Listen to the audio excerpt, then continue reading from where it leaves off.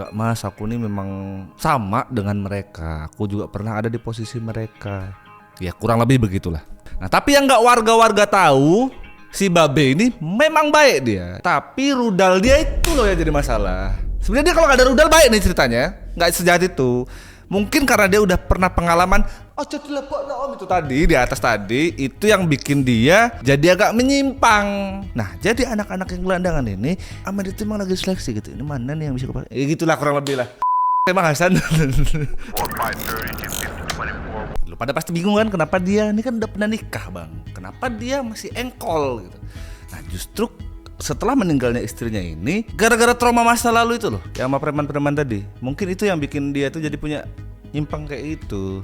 Nah long story short, setiap harinya si Babe ini selalu bawa anak ke kontrakan dia. Range-nya tuh dari 7 sampai 12 tahunan lah kurang lebih. Gonta-ganti. Kenapa gonta-ganti? Emang sengaja diseleksi sama dia. Mana yang kira-kira bisa nih, mana yang kira-kira aman.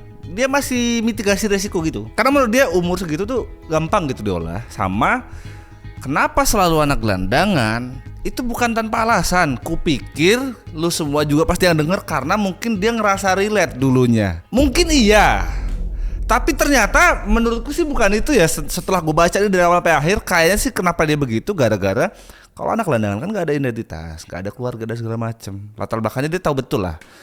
Otomatis ketika semua yang dia lakuin ini udah berjalan nih, kakak dia nyari aman. Itu kurang lebih yang bikin dia sampai banyak, gak cuma satu soalnya. Bikin dongkol lagi. Setiap dia engkol, sebelum engkol itu dibun-bun dulu gitu. Jadi karena pernah sekali dia ngelakuin itu, terus ada penolakan. Nah pas pertama ini setelah dibun-bun tuh gak ada penolakan. Makanya dia di kepala iblis yang dongkol dan dongok ini dia pikir, oh kalau gini enak ya gitu dia. Gua ada anak laki jadi nyeritain ini kesel gitu. Masuk di tahun 1993, di korban pertamanya namanya adalah Adit, 12 tahun.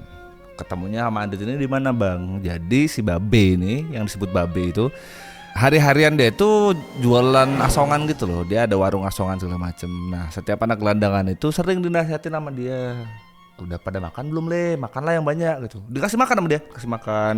Ya dirangkul lah pokoknya. Padahal dia lagi seleksi target nih. Udah makanlah yang banyak gitu.